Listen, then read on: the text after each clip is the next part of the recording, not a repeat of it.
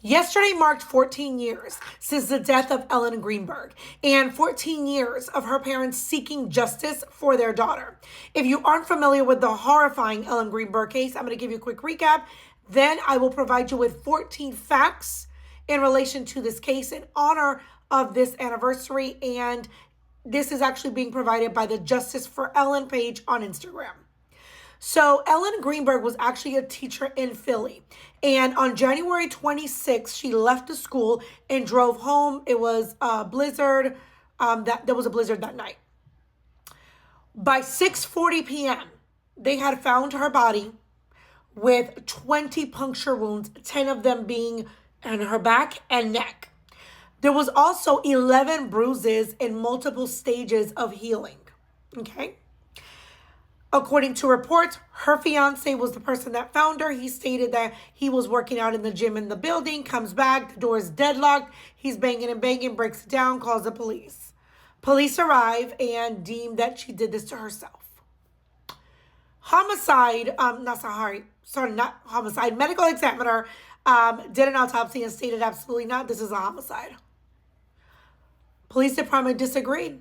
So medical examiner changed it back. She somehow did this to herself. And one of the reports states that one of the wounds were post-mortem. The following day, his uncle, who works for the district attorney, or I think he was a lawyer at the time, he became, he joined the office of district attorney, all of that later on. He arrives and he tells the super, hey, I'm here to grab a few things. And the super is like, hold on a minute. From what I understand, this is a crime scene. I need to call them and make sure you can go in.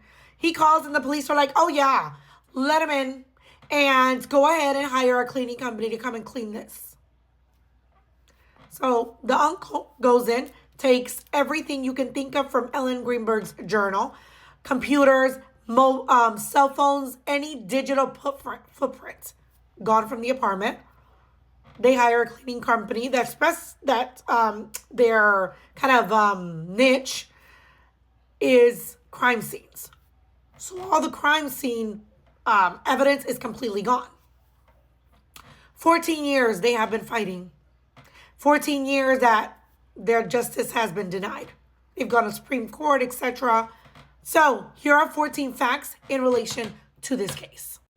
And again, this is being provided to me by Justice for Ellen on Instagram, okay? Number 1, the firefighters, first responders, were the first people on the scene. The firefighters thought it was a homicide, telling security guard Phil Hanton, you've got a murder up here. Number 2, there was a pristine white towel in Ellen's hand when she was found. Number 3, there were 13 police officers at the crime scene that day. Okay?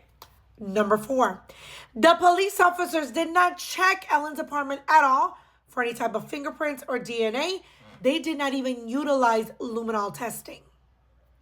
5, because luminol was not used, it then became impossible to determine if drops of blood were found in other parts of her apartment. Number 6, Ellen's parents found out that the medical examiner had changed her cause of death on the news. Number 10, the 10 puncture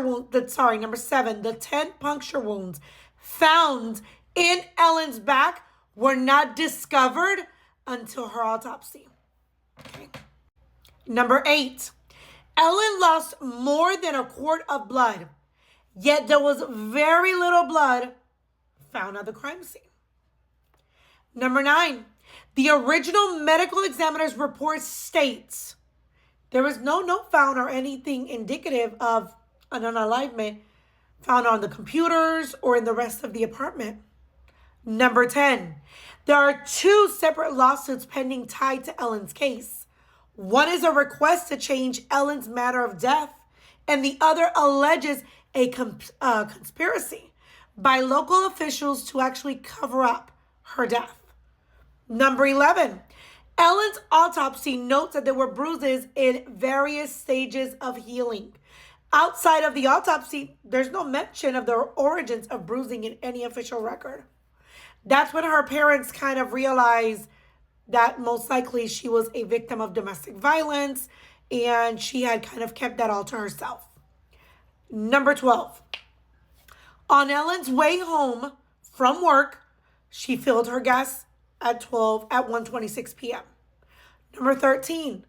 Police gave permission to have the crime scene in Ellen's apartment cleaned up during her autopsy and before Ellen's manner of death was initially declared a homicide. And lastly, Ellen's case has traveled from the Philadelphia District Attorney's Office to the Pennsylvania Attorney General Office and now to the Chester County District Attorney's Office. If you want more details on this case, please go to this playlist. I have broken down who his uncle is. And one of the interesting things about his uncle, the one that took everything from the crime scene, is that he is on the board of ethics. In other words, and whenever there is a concern on a case, it is brought to this board and they determine if they have enough evidence to move forward and reopen an investigation. I will keep you guys posted. It's been 14 years, too long, and this family deserves justice. Talk to you soon.